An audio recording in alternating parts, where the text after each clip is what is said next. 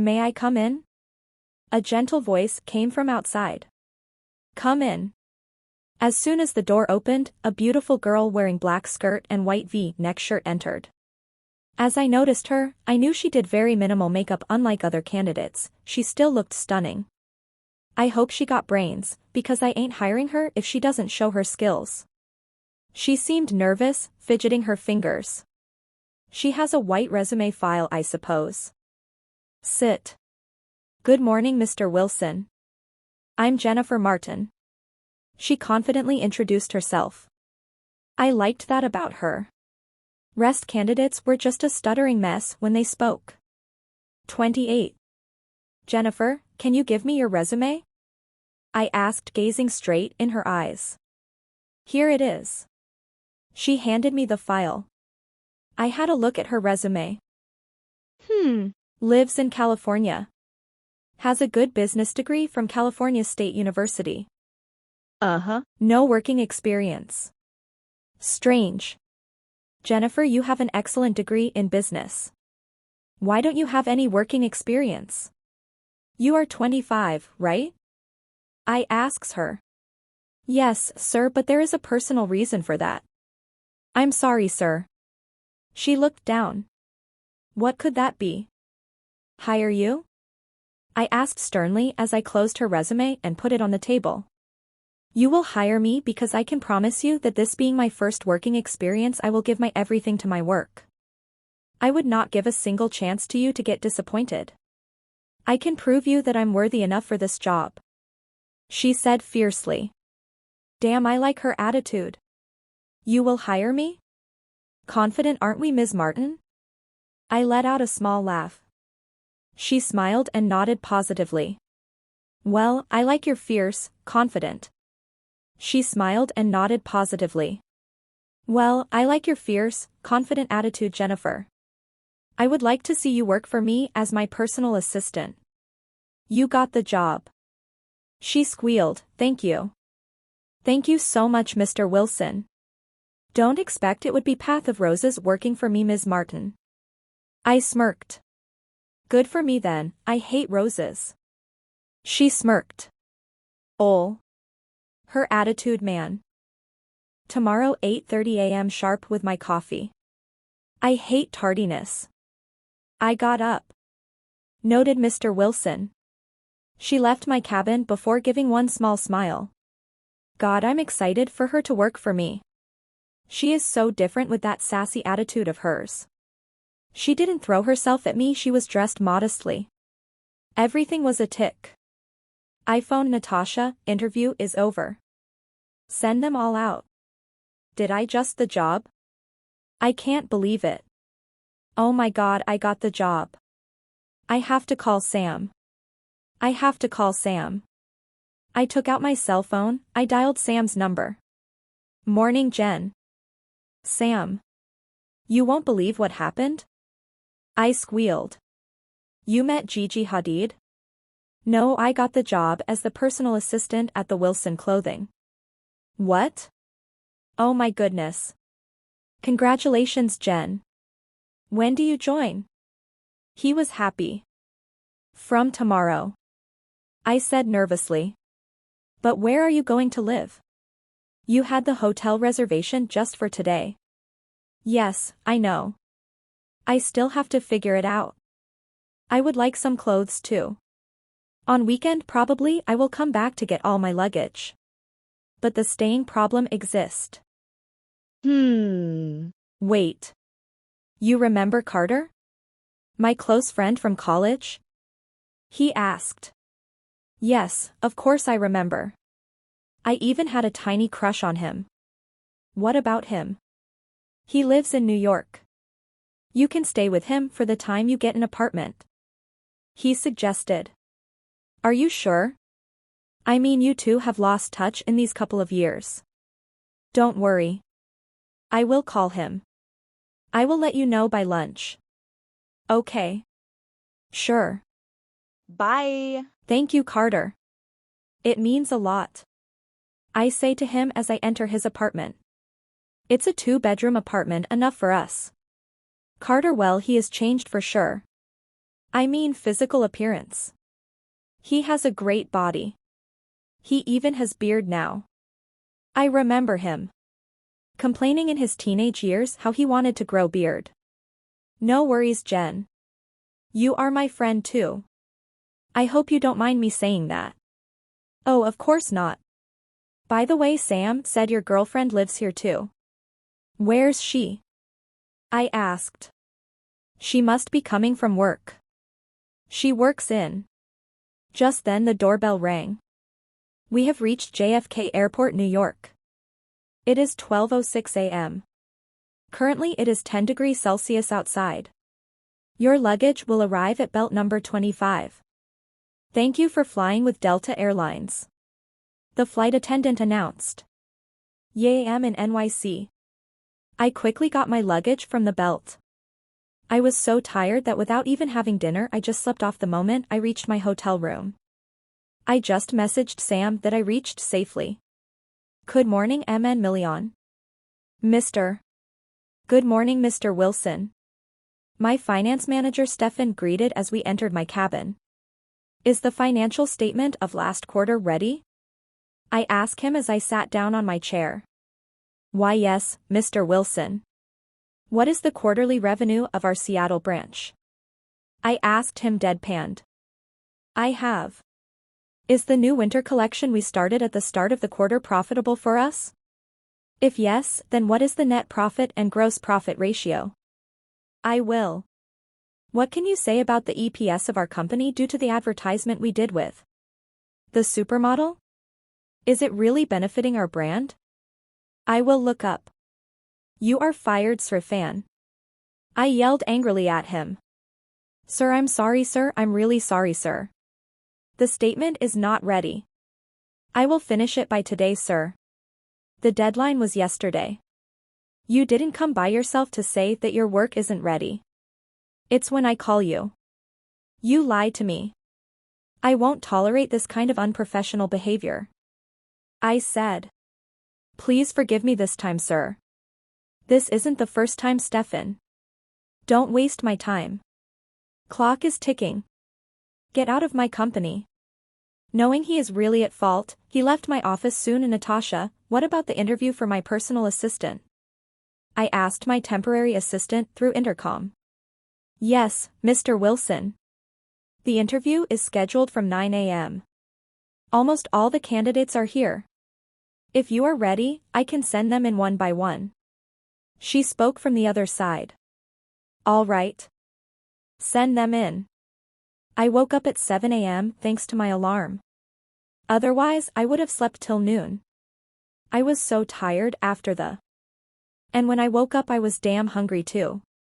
I didn't have anything after I landed. And if you ask about the flight, I just had French fries. I quickly called room service for breakfast. I had 2 omelette and chocolate smoothie. I was full now. I bathed myself. I really loved the soaps which were in this hotel. This was my look for the interview. Tada. I applied foundation, then little bit blush. For eyes I did the mascara. Then I had to apply eyeliner. I love eyeliner. Lastly, I applied maroon lipstick. I took my bag, my resume. And I was ready for my interview. I put the sign of clean the room outside my room. After I went out of the hotel, the task was to find a taxi. It wasn't too hard. Duh. It's New York. There are taxis everywhere. I got one. Good morning, miss. Where to? Morning. Wilson Clothing, please. Of course. We reached there in 20 minutes. I paid the taxi driver. When I was getting out of the taxi, he said, "Good luck for the interview." Thanks. But how did you know? I asked, amused. I saw your resume and your tapping of foot gave me the other hint. Oh, yes. Sorry about that. I smiled apologetically. No issues. Good. Bye. Jennifer. Marco. He said. Thank you, Marco. And then I got off. I looked up at the skyscraper in front of me. Top of it was the logo of Wilson Clothing. I really wish I get this job. It will be a good break for me. With that thought, I entered the building. Just I entered, I saw the receptionist's desk. "Hi, I'm here for the personal assistant interview," I said to the young girl. "Sure, may I know your name, please?" "Jennifer Martin." "All right. Take the second lift. The interview is on the 20th floor. There Natasha will guide you." "Okay. Thank you." I smiled at her. "Good luck." She smiled. I nodded and proceeded towards the lift. As the lift was going up, I was getting nervous. What if I don't give my good impression? What if they don't like me? God, please help me. 31, I reached the 20th floor. As expected, there were several. Yeah. I added a pinch of cinnamon powder. My mother used to make such coffee for me. I used to like it. But I'm so sorry, I changed your daily coffee routine.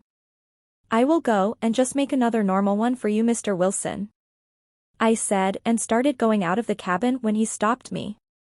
"Jennifer," he somewhat yelled. "Yes?" I turned around. "I liked it. In fact, I want you to make the same coffee every day for me now." He gave me a small tiny smile. "Really? Thanks then." I shrugged. What would you like me to do today?" I asked in the most formal tone. "For today, go through each file of our competitors, debtors, creditors. I know you can't mug up all that. But remember the main ones. Second, send bouquet of yellow roses to Ms. Marie Bolt saying do not contact me from this moment. Otherwise, consequences will be worst. Third, I am the chief guest for NYU post-graduation ceremony. Just recheck my speech for it. My PR must have already emailed it. That's it for now," he said in one breath. Oh my goodness. "All right, Mr. Wilson." And I left his cabin to do the tasks. It's been a month working for Mr. Wilson. As he said, it wasn't a path of roses. His moods change like seconds in clock. One thing I have learned about him is he is good when you are good with him. But honey, if you come on his bad side, he is the fucking worst. I'm not joking. If you ask about me, I have managed till now not to get yelling from him. I mean, one time he did scream at me, but it wasn't my fault. I did a weekend trip to my home, but unfortunately I couldn't meet Sam as he had to go to France for his job. He is in marketing, so he has to tour around more often. I still live with Carter and Nats. We have grown very close. I really can't thank them enough. But I have seen an apartment already. The rent looks in my budget too. So I'm planning to move out within 2 weeks or so. I can't be dependent on them forever. Today was Monday, that means I have to see Mr. Moody Pants. Oh yes, that's the name I have. G. Hey, Mila, I greeted the receptionist who has become my friend too. "Good morning, Jen. How's it going?" she asked with a smile. "Pretty good. Mr. Wilson is not that bad." "Lucky for you. Because some people say he is a monster." She winked. "I have heard it too. Anyways, I have gotta go. He can be here any minute," I said. "Have a nice day, you too." I entered my cabin to find everything arranged for the day as usual. Jennifer was proving to be a dedicated employee as the days passed. She was hardworking, punctual, and dedicated. But right now my mood was completely spoiled due to one article which was printed in New York Times about me that was completely untrue. Before this also there used to be hundreds of false articles about me, but it was manageable. This article is about my business ethics. They have printed all the wrong things, how I manipulate the financial statements of my company, selling damaged products and whatnot. If the new customers read this, it will impact adversely on my products. "Good morning, Mr. Wilson." Jennifer entered with a cup of course in her hand and a broad smile on her face. "Call the PR manager right now. Cancel all my meetings for today. I want no disturbance till I say so." I ordered her. She narrowed her eyes. Is everything okay? Don't you have newspaper at your home? I yelled at her for no reason I know. What? She muttered. I placed a copy of New York Times in her hand roughly. Read the headline. She took a look and looked up at me. I have read this article, Mr. Wilson. And still you ask me, is everything okay? I asked, irritated. Mr. Wilson, you are a public figure. People will publish such things about you. You just have to ignore it. Oh really, Ms. Martin? You are teaching me right now? I know what is expected out of a public figure. Hundreds of false articles have been published about me before. That was okay. But today the article is about my business ethics. This I won't tolerate at any cost. So just do as I said. She looked at me with fierce eyes. Fine as you say, Mr. Wilson, the asshole jerkface stupid idiot. I was just trying to help him understand, but he had to give me lecture. Does he think I'm stupid? He has such a goodwill in the market, one article doesn't change that. People respect him so much in the corporate world. Anyways, why do I care? His PR manager will also say same thing to him. After 3 hours his PR manager left his cabin with a tired look. Obviously 3 hours listening to this moody pants anybody will be worn out. My intercom beeped, Emma Wilson. I went in his cabin all ready to hear something bad or him yelling, screaming at me for no reason. Yes, Mr. Wilson? I asked with plain face. I need Jennifer Martin's special coffee. He said with a small smile. My lips involuntarily curved little upward hearing it. Right on it, I said and turned around. I was about to put my foot forward when someone held my hand and turned me back. It had to be Mr. Wilson because there was no one other than us. I ignored my stomach doing somersaults and asked him. What? I'm sorry for yelling at you earlier for no reason. With that being said, he gripped my hand little more tight. And I swear my stomach had a party of butterflies. Oh my God, his touch is magical. Calm down, Jen, calm down. Why, you are apologizing? I asked with my eyes widened. Yes, I am. Am I forgiven? He steps forward. We are standing very, very close for a boss and personal assistant. Yes, why, you are forgiven. I said and pushed him little away to breathe in. Thought so, Ms. Martin. Now please bring me my coffee. He smirked and took a sip. Not able to utter a word, I just nodded and left from there. The moment I entered the pantry, I kept a hand on my chest. I was breathing so heavily. Damien made me so nervous and jittery being so close to me. Damn it. I didn't even feel like this when I was with Caleb. Damn hot.